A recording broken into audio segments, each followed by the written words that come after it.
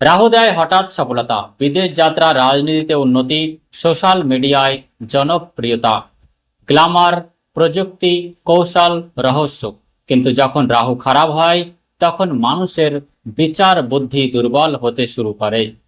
মানুষ ভুল সিদ্ধান্ত নিতে থাকে, নেশার দিকে যেতে পারে, মিথ্যা ও বিভ্রান্তিতে জড়িয়ে পড়ে, মানসিকভাবে অস্থির হয়ে যায়। মন সবসময় অস্থির থাকে।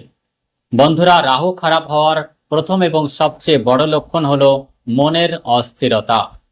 যদি কোনো কারণ ছাড়াই ভয় লাগে, অস্থিরতা থাকে, নেতিবাচক চিন্তা আসে, সবসময় দুশ্চিন্তা হয়, তাহলে এটি রাহুর প্রভাব হতে পারে।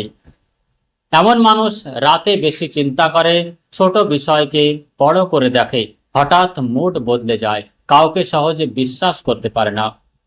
রাহু মানুষের মনে বিভ্রান্তি সৃষ্টি করে।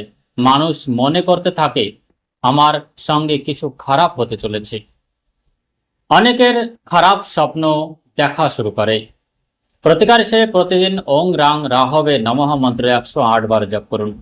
রাতে মাথার পাশে জল রেখে সকালে গাছে ঢেলে দিন। শনিবার সরিষার তেলের প্রদীপ জ্বালান।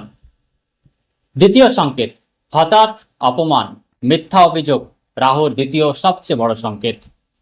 কারণ ছাড়া বদনাম।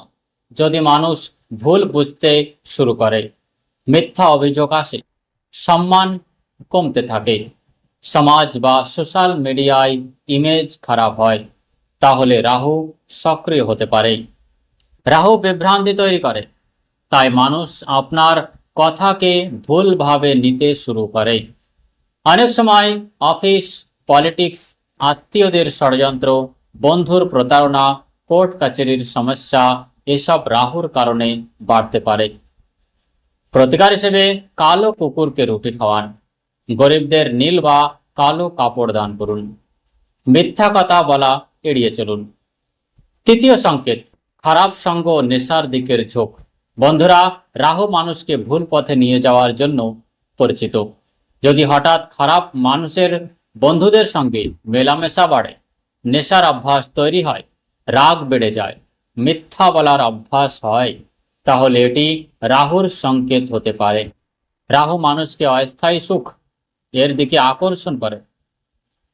এমন মানুষ শর্টকাটে টাকা রোজগার করতে চায়, ঝুঁকিপূর্ণ কাজ করে, প্রতারণায় জড়িয়ে পড়ে। প্রতিকার হিসেবে শিবলিঙ্গে জল অর্পণ করুন। তামসিক খাবার কম খান। নেশা থেকে দূরে থাকুন।